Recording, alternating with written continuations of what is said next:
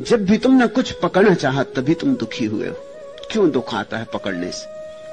क्योंकि इस संसार में सब क्षणभंगुर है, पकड़ा कुछ जा नहीं सकता और तुम पकड़ना चाहते हो।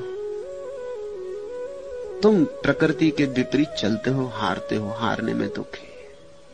जिससे कोई आदमी नदी के धार के विपरीत तैरने लगे तो शायद हाथ दो हाथ तैर भी जाए, लेकिन कितना तैर सकेगा? थकेगा, टूटेगा। विपरीत धार में कितनी देर तैरेगा? धार इस तरफ जा रही, वो उल्टा जा रहा। थोड़ी देर में धार की विराट शक्ति उसकी शक्ति को छिन्न भिन्न कर देगी।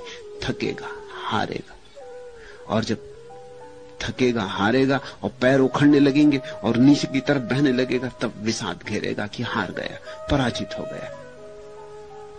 जो चाहिए था नहीं पा सका, जो मिलना था नहीं मिल सका, तब चित्त में बड़ी ग्लानि होगी, आत्मघात के भाव उठेंगे, दुख गहन होगा।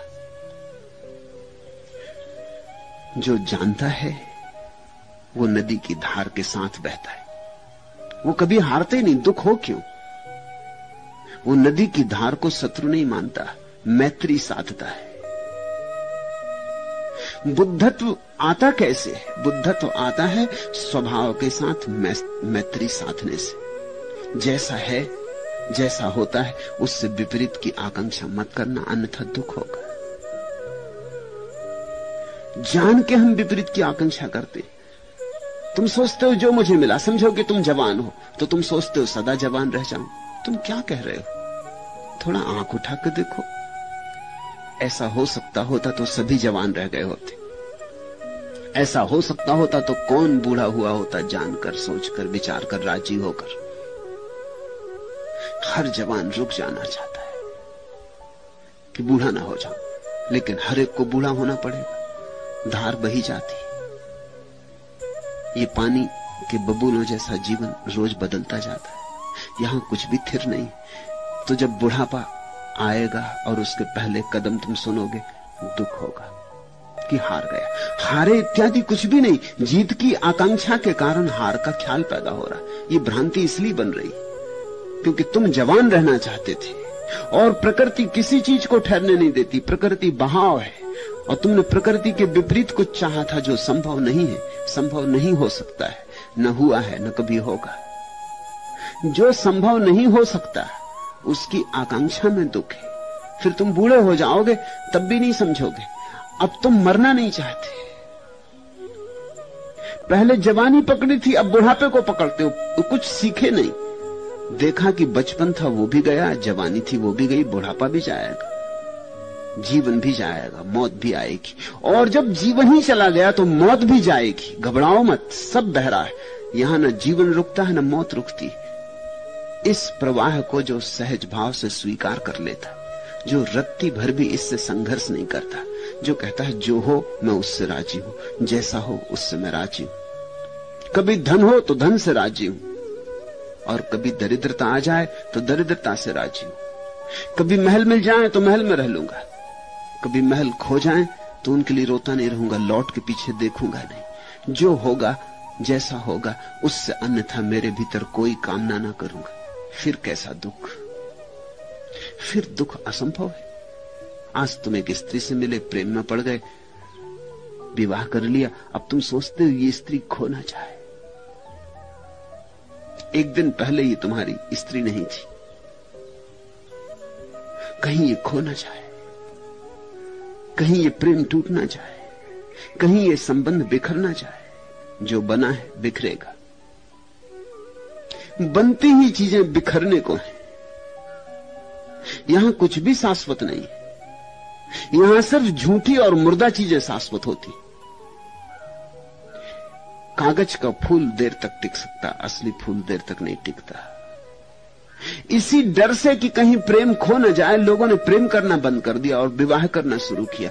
विवाह कागज का फूल है, प्लास्टिक का फूल है।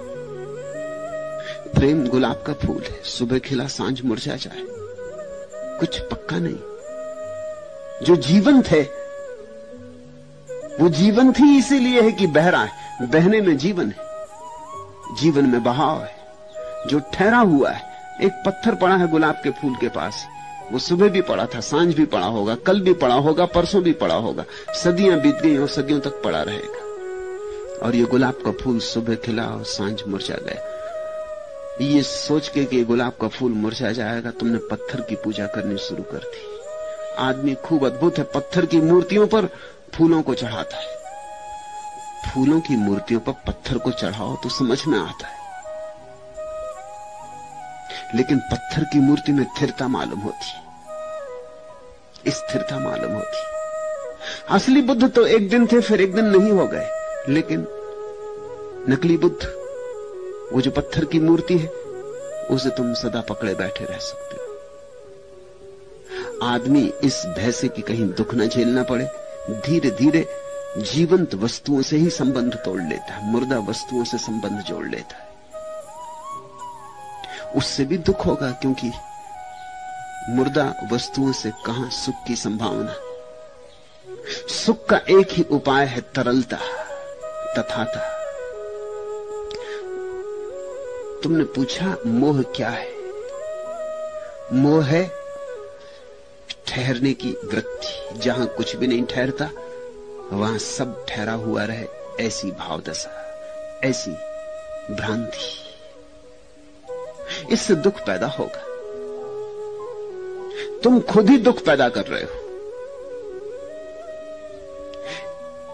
फिर इस दुख से तुम कहते हो कि छूटना कैसे हो? ये छूटता भी नहीं। ये छूटता इसलिए नहीं कि इसको छोड़ो तो तुम एकदम खाली हो जाते हो। फिर तुम क्या हो? दुख की कथा हो तुम, दुख का अंबार हो तुम, दुख ही दुख जमे। इन सबको छोड़ दो तो शून्य हो गए।